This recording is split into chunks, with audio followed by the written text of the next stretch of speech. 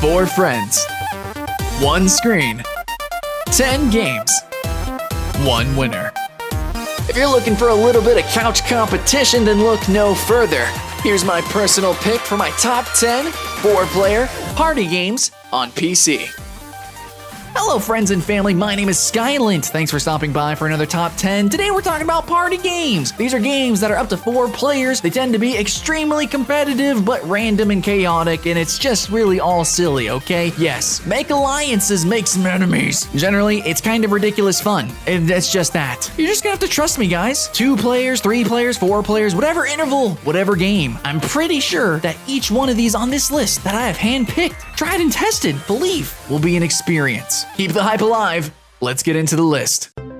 Okay, starting the list, we have a game called Castle Crashers, and it is at the start of the list because even though I think it's probably one of the best games of all time, it's still really more focused on co-op for a party game. However, it does actually have some party game goodness. It's got a bunch of little random mini games that are 4 players, and they are competitive, and they're just really fun and involved. Now, the co-op is also just a little bit competitive in ways, like when you rescue a princess, you actually have to beat the shit out of the other 3 players to claim the kiss, and you got a bunch of different arenas and stuff. All in all, why spend $15 when you could play one game with one single game type when you could probably find that game type in Castle Crashers, and it's arguably done better. Plus, it's got the story, it's got the co-op, it's got more to offer, and that's how it made its way onto this list.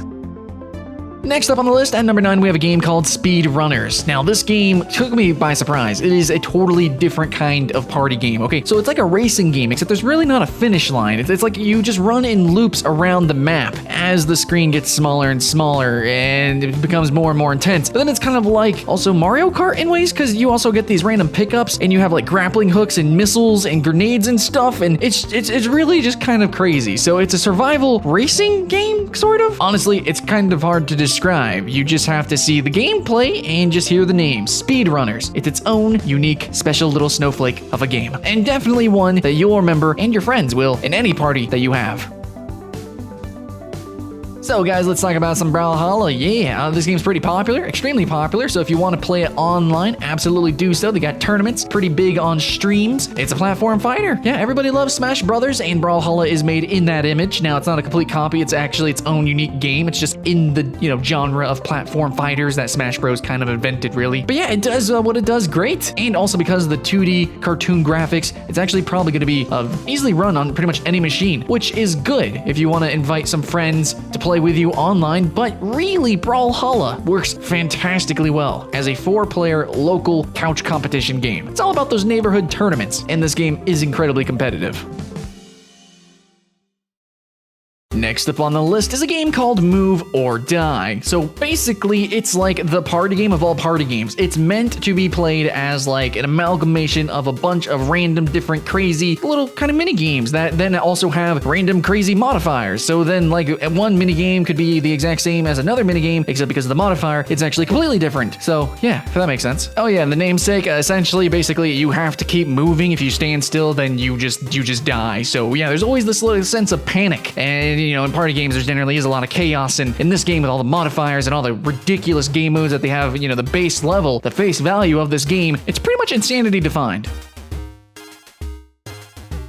When I was making this list, this is one of the games that made me make the list, actually. So the game's called Duck Game. It's actually got a 10 out of 10 on Steam, and I first played it whenever I went to a local event called Replay FX, and there's like this big LAN tournament thing. It had like Needhog and stuff there, but there was one game that everyone was clamoring about and just having a duck and blast on, and that's a game called Duck Game. That's the name. It's Duck Game. That's what it's called. It's a bunch of ducks, and it's kind of like a platform shooter thing. Kind of reminds me of like Quake or something if it was a 2D party game.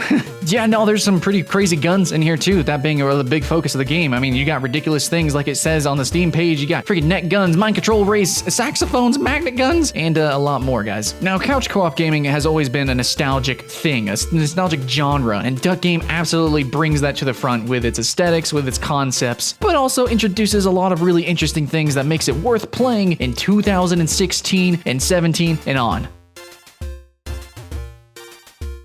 Next up, we have a game called Overcooked. And normally in these party games, chaos is definitely like not just an element, but like almost half or the majority of the game. So in Overcooked, you're basically always just kind of stumbling and fumbling around trying to, well, you're just trying to be a chef. You're just trying to cook some food, which is, you know, the namesake, Overcooked here. This is a couch co-op-y party game where a bunch of people just get together and try to make some food. Easy, right? But as you can see from the gameplay, maybe not so easy. Definitely, it's got to be the levels, the different arenas, and that's a big part of a lot of party games is the arenas, you know, platform fighters, dungeon crawlers, stuff like that. But Overcooked, yeah, I really can't explain it. It's just a little bit insane. I mean, you're just like literally trying to make burgers and stuff while on floating ice. Yeah, I don't know, man. Overcooked is kind of a unique gem, which I think any party would feel a little bit less without. And at number 4, we have a game called Crawl, which is a game that I've already put on a lot of top 10s, done a lot of videos, I stream it. I have a lot of fun with Crawl personally. It's just super freaking neato because it is a party game which you can just jump in and have a blast with. There is a hero and there's some necromancer spirits and you're trying to possess traps to kill the hero, then possess the hero and then escape the dungeon yourself. That's a cool concept. But what's also neat is that as you play the different rounds, you also acquire new creatures that you can then possess to then, you know, try to kill the hero and escape the dungeon. So super neat idea. Basically, players kind of have this asymmetrical sort of game feel where players are constantly like possessing different objects and the hero themselves, and then when the hero dies, then another player tries to repossess the body and so on and so forth until they beat the boss, which in the end, the other players actually control the boss and possess the boss. So it is a full PvP game. You're just, you know, just spawning traps. The hero is buying items, trying to gear up for the end game boss. It sounds asymmetrical as hell, and it kind of is, but trust me, it all balances out in the end. It's incredibly competitive and has a huge amount of replay value. Also, the pixel art and soundtrack is kind of freaking amazing.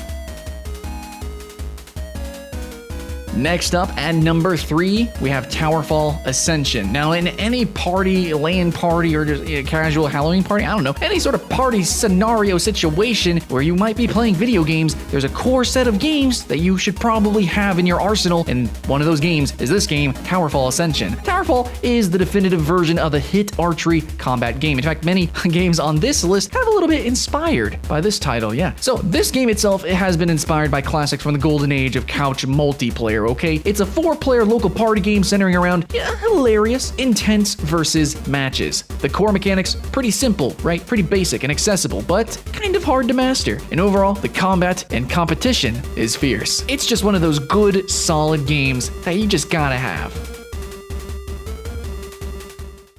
At number 2, I'm gonna put GangBeasts. Now, I don't like putting games that are so predictably awesome, you know, so high on lists. I kind of like to be a little bit unpredictable, but fuck yeah, dude, GangBeasts is just so good, dude. I undeniably, uncontestedly, it's just super fun. Now, I said previously with Towerfall that there's certain games that you just should have, like core games. I feel like GangBeasts is one of those games. Like, if you didn't have GangBeasts in your rotation of party games, people would probably get mad, because it's just such a fun and chaotic game. Maybe not so, like, competitive, actually, because of how random it is, but it's just so lighthearted, okay? So after all the sweat, blood, and tears after playing Crawl or Duck Game or Brawlhalla, dude, having GangBeasts there to lighten the mood, it's so colorful, it's got so much character. This is the game, you just need this in your arsenal of party games. It's pretty easy to turn friends into fiends when you're playing some competitive party games, I understand. GangBeasts is there to ease the mood up. At least that's how I think about it.